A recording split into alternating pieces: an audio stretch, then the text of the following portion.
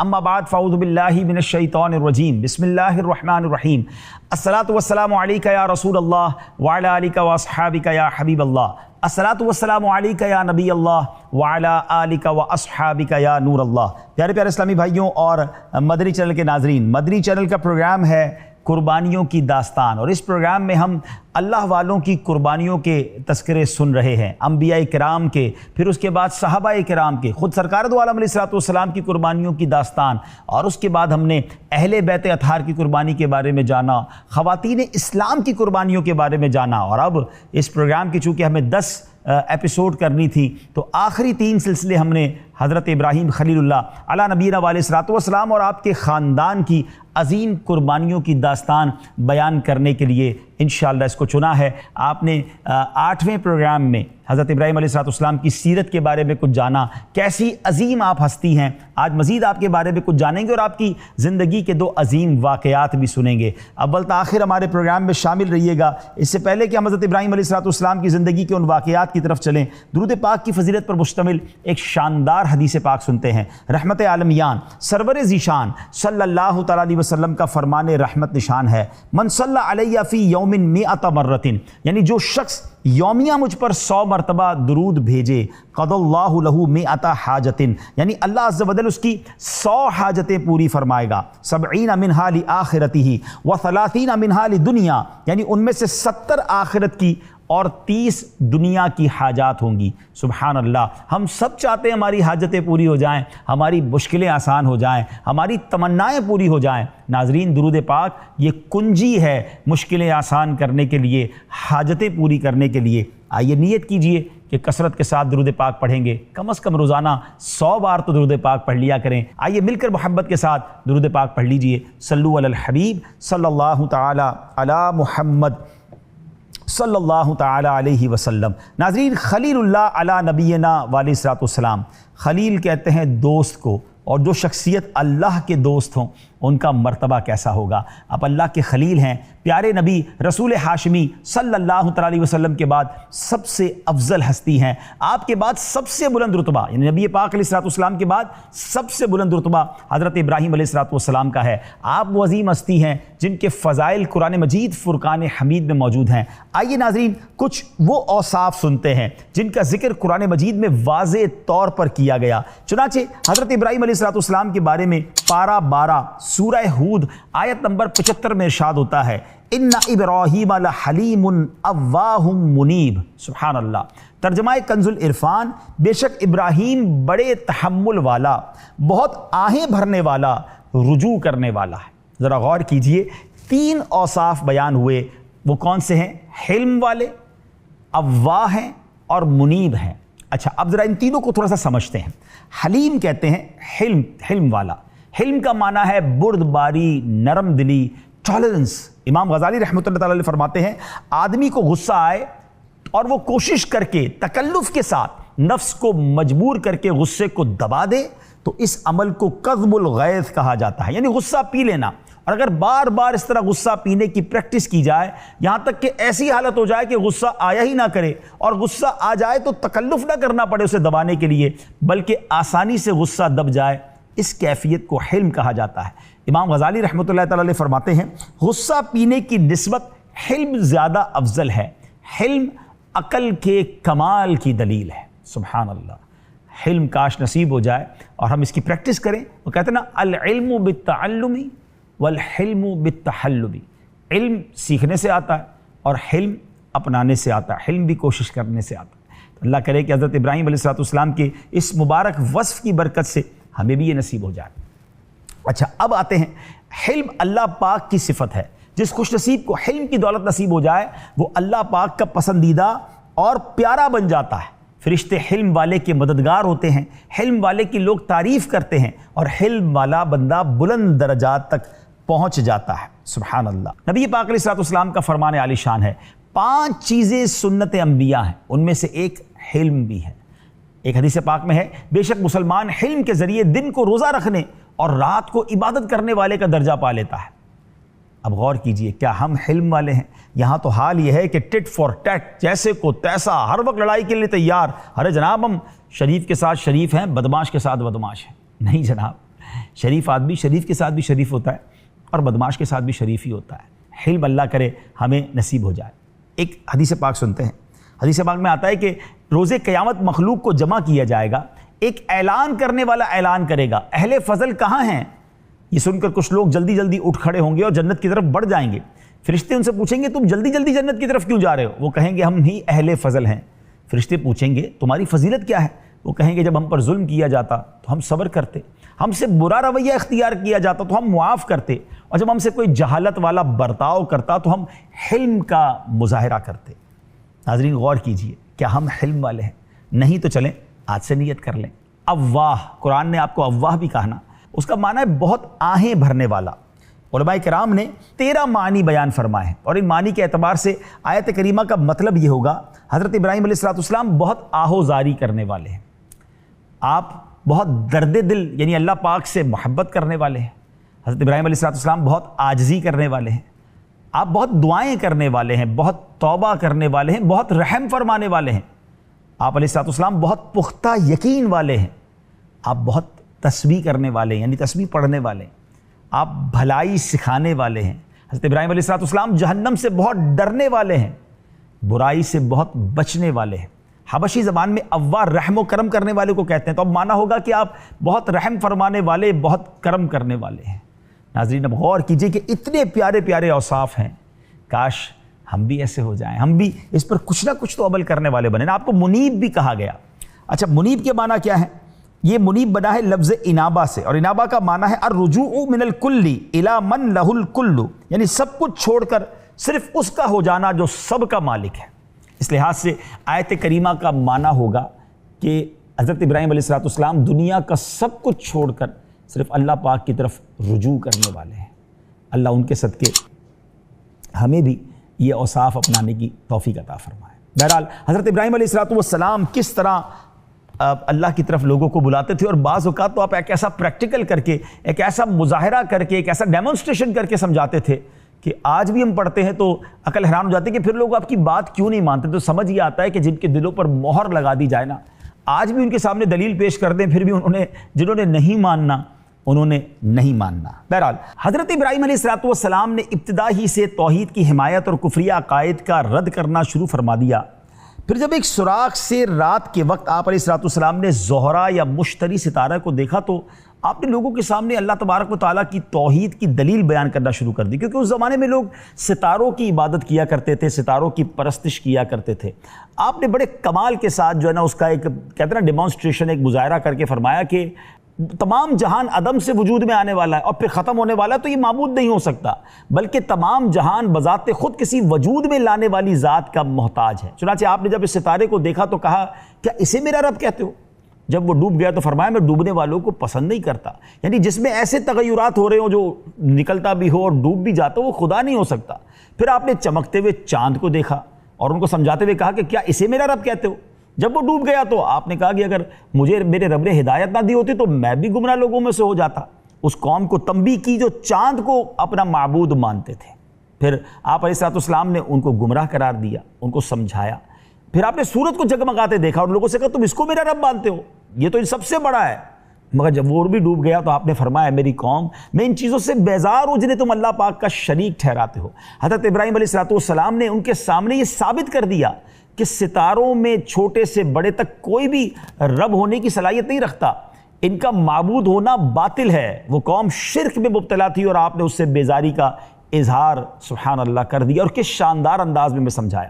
حضرت ابراہیم علیہ السلام نے جب اعلان نبوت فرمایا تو سب سے پہلے اپنے اہل و عیال میں سے اپنے چچا سے آغاز فرمایا، اسے شرک سے باز رہنے کا اور اللہ پاک کو معبود حقیقی ماننے کی دعوت دی۔ اس کا نتیجہ یہ نکلا کہ سگا چچا بھی جو ہے وہ اس نے انکار کیا اور آپ کا دشمن ہو گیا، اور اس بات کو قرآن مجید فرقان حمید نے پارہ نمبر 16 سورہ مریم آیت نمبر 42 اور 43 میں کس طرح ارشاد فرمایا۔ اذ قال لأبیہ یا ابت لم تعبد ما لا يسمع ولا يبصر ولا يغني عنك شيئا یا ابت انی قد جاءنی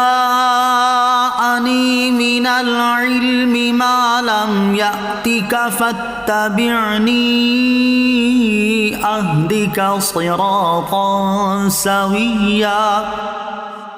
جب اپنے باپ سے فرمایا اے میرے باپ تم کیوں ایسے کی عبادت کرتے ہو جو نہ سنتا ہے اور نہ دیکھتا ہے، نہ تجھے کچھ فائدہ پہنچا سکتا ہے، اے میرے باپ بے شک میرے پاس وہ علم آیا جو تیرے پاس نہیں آیا، تو میری پیروی کر، میں تجھے سیدھی راہ دکھا دوں گا۔ یاد رہے کہ آیت مبارکہ میں حضرت ابراہیم علیہ السلام کے چچا کو باپ سے تعبیر کیا گیا۔ اس کی وجہ بیان کرتے ہوئے حضرت صدر الافاضل مولانا مفتی سید محمد نعیم الدین مراد آبادی علیہ رحمۃ اللہ الباری فرماتے ہیں قاموس میں ہے کہ آزر حضرت ابراہیم علیہ السلام کے چچا کا نام ہے۔ چچا کو باپ کہنا تمام عرب ممالک میں اور ممالک میں معمول ہے، بالخصوص عرب میں۔ قرآن کریم میں ہے نعبد الہک و الہ آبائک ابراہیم و اسماعیل و اسحاق الہا واحدا۔ ترجمہ کنز العرفان، ہم آپ کے معبود اور آپ کے آباء و اجداد ابراہیم اور اسماعیل اور اسحاق کے معبود کی عبادت کریں گے۔ اس میں حضرت اسماعیل کو حضرت یعقوب کے آباء میں ذکر کیا گیا، باوجود یہ کہ آپ چچا ہیں۔ سبحان اللہ۔ تو الغرض آپ نے اپنے چچا کو ہر طرح سے سمجھایا، مگر وہ اپنے باپ داداؤں کے دین کو چھوڑنے پر راضی نہ ہوا، بلکہ انتہائی سخت لہجے میں جواب دیا۔ وہ بھی کیا جواب تھا؟ قرآن نے اس کو بھی ذکر کیا۔ اس نے کیا کہا؟ قال اراغب انت عن آلہتی یا ابراہیم لئن لم تنتہی لارجمنک واہجرنی ملیا۔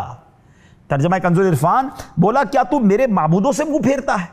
اے ابراہیم بے شک اگر تو باز نہ آیا تو میں تجھے پتھر ماروں گا اور تو عرصہ دراز کے لیے مجھے چھوڑ دے۔ اے میرے پیارے اسلامی بھائیوں، اب جب آپ کے چچا نے آپ کی بات ماننے سے انکار کیا، آپ کا دشمن ہو گیا، تو آپ نے اپنی قوم کو دعوت دی، وہ بھی منکر ہو گئی، انہوں نے بھی آپ کی بات نہیں مانی۔ اب مسلسل اپنی قوم کو سمجھاتے رہے، مگر وہ قوم کے لوگ، آپ کی قوم کے لوگ آپ ہی کے دشمن ہو گئے۔ اور اب کیا کہا؟ بولے انہیں قتل کر دو یا جلا دو۔ ناظرین پھر کیا ہوا؟ ایک ایسی آگ جلائی گئی جیسی آگ پہلے کبھی نہیں جلائی گئی تھی۔ ایسی آگ تھی کہ پرندے بھی اس کے اوپر سے نہیں گزر سکتے تھے، نو فلائنگ زون تھا۔ اور اب آپ کو اس منجنیخ میں، یعنی جو پتھر پھینکنے والی ایک طرح سے سمجھ لے توپ ہوتی تھی، اس میں آپ کو رکھ کر آگ میں پھینکا گیا۔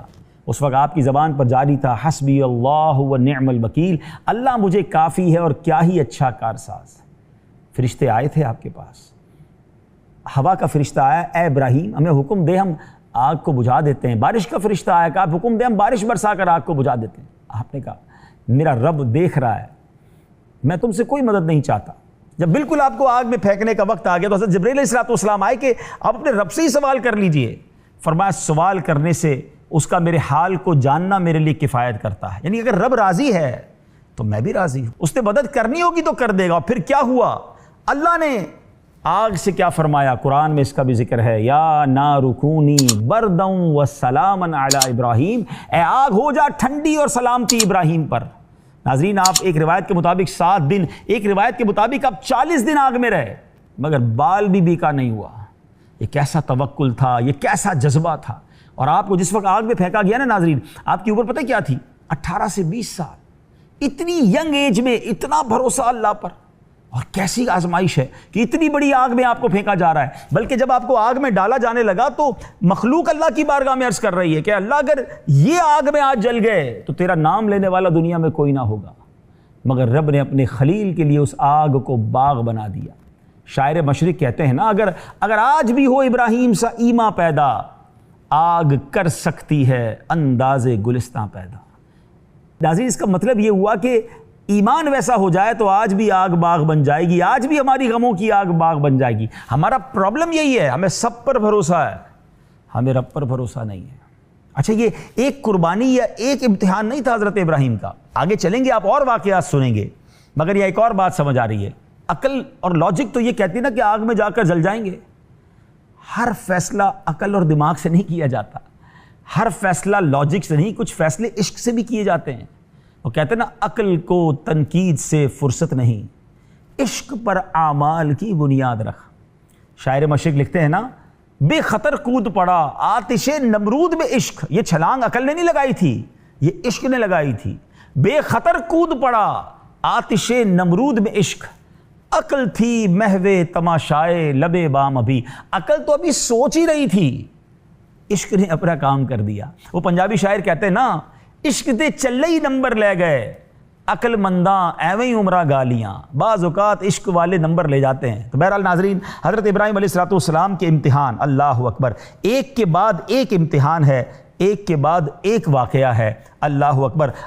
ناظرین، اب ایک اور بڑا ہی کمال کا قرآنی واقعہ۔ ایک مرتبہ اللہ تعالیٰ کے پیارے نبی حضرت ابراہیم علیہ السلام نے ساحل سمندر پر دیکھا کہ ایک آدمی مرا ہوا پڑا ہے۔ سمندر کا پانی چونکہ چڑھتا تھا اترتا تھا، چنانچہ جب پانی چڑھا تو پہلے اس کی لاش کو مچھلیوں نے کھایا، پھر پانی اترا تو جنگل کے درندوں نے کھایا، پھر جب درندے چلے گئے تو پرندوں نے کھایا۔ حضرت ابراہیم علیہ السلام کو شوق پیدا ہوا کہ اس کی باڈی کو 3 قسم کی مخلوق نے کھا لیا ہے، اب یہ مردے زندہ کیسے کیے جائیں گے؟ اب اللہ کریم کی بارگاہ میں حضرت ابراہیم علیہ السلام نے عرض کی کہ ربی ارنی کیف تحیی الموتى، یہ بھی قرآن پاک میں ہے، پارہ 3 سورہ بقرہ 260۔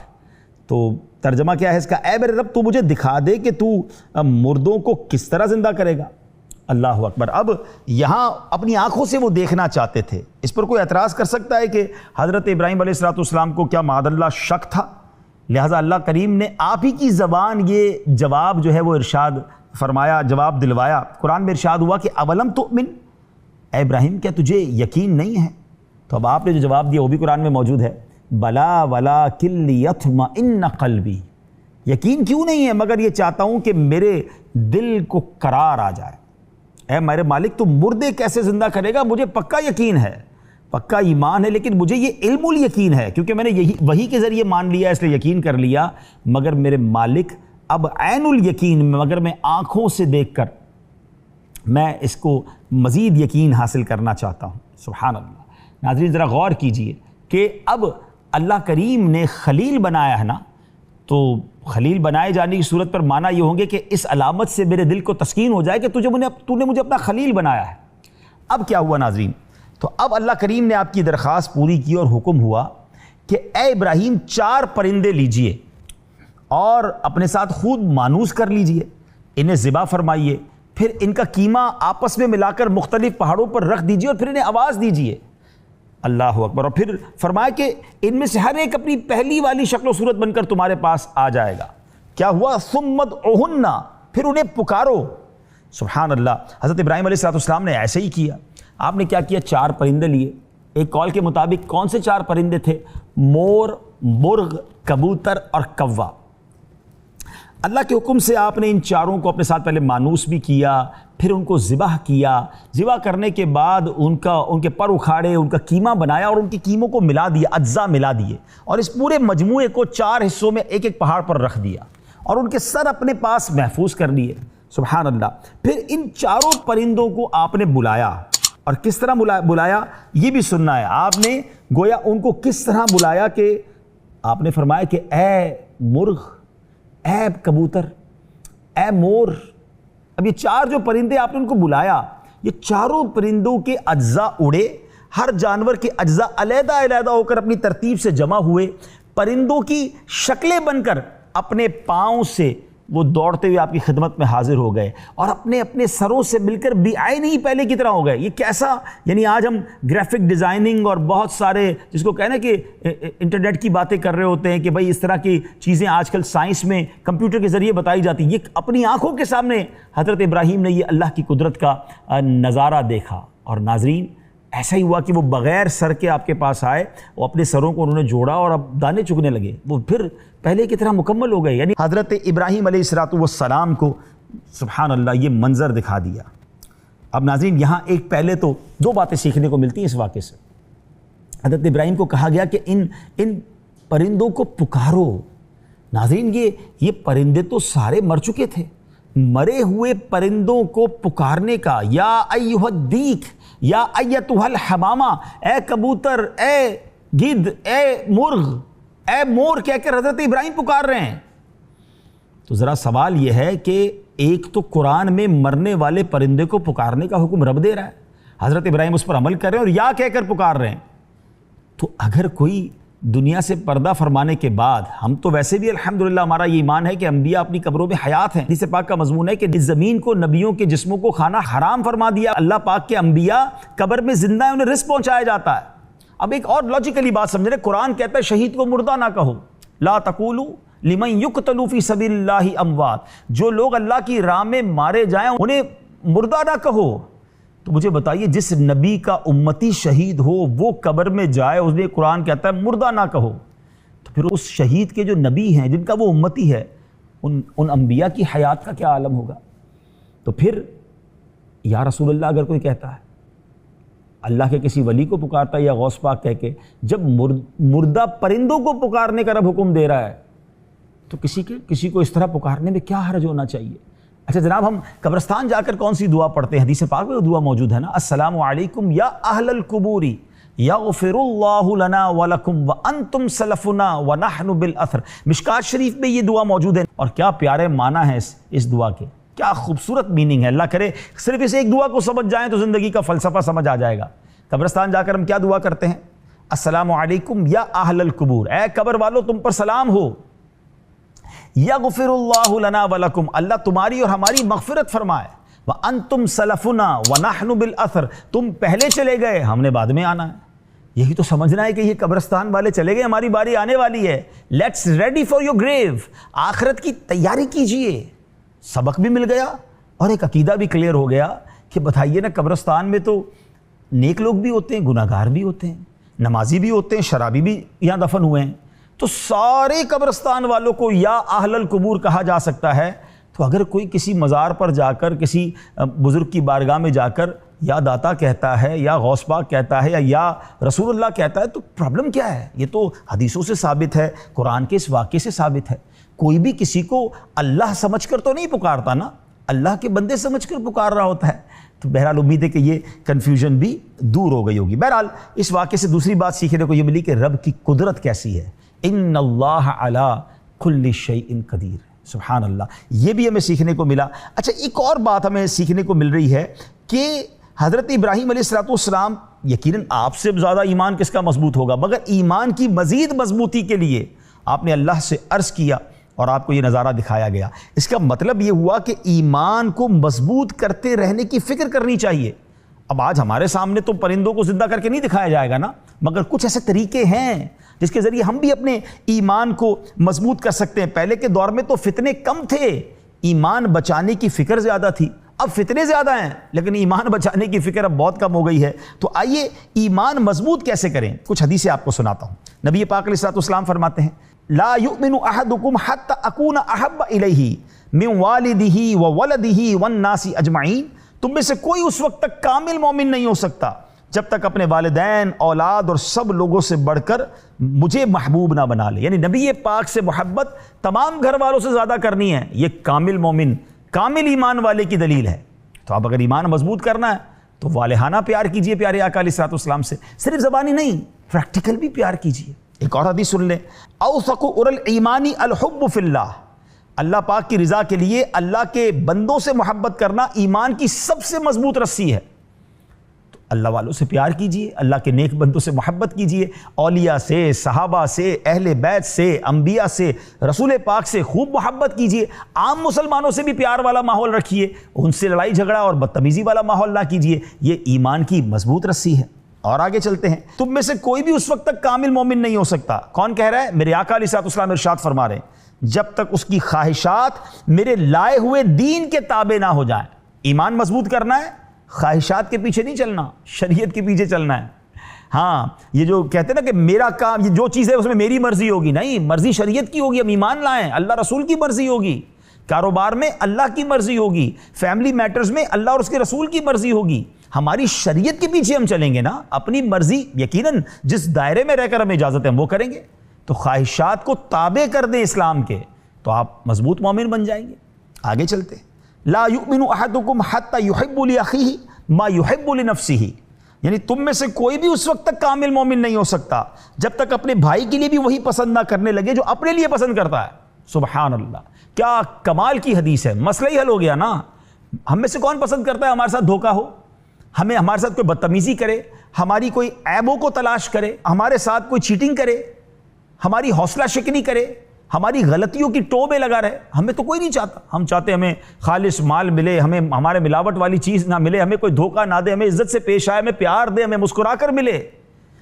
تو کیا فرمایا؟ کامل مومن اس وقت تک نہیں ہو سکتا تو جو اپنے بھائی کے لیے بھی وہی پسند نہ کرنے لگے جو اپنے لیے پسند کرتا ہے، تو آپ بھی وہی پسند کریں جو آپ چاہتے ہیں آپ کے ساتھ ہونا.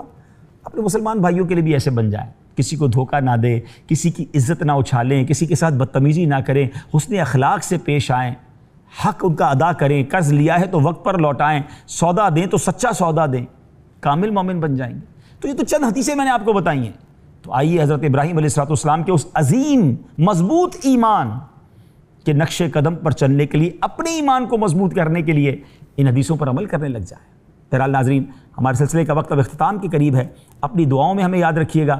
اگلا پروگرام بہت اہم ہے جس پہ ہم انشاءاللہ تعمیر کعبہ پر بھی بات کریں گے، اور بالخصوص یہ جو قربانی کے ایام میں قربانی ہم کرتے ہیں، حضرت اسماعیل علیہ السلام کی یاد بناتے ہیں، انشاءاللہ اس کا تذکرہ بھی ہوگا. اپنی دعاؤں میں ہمیں یاد رکھیے. صلو علی الحبیب صلی اللہ تعالی علی محمد صلی اللہ علیہ وسلم.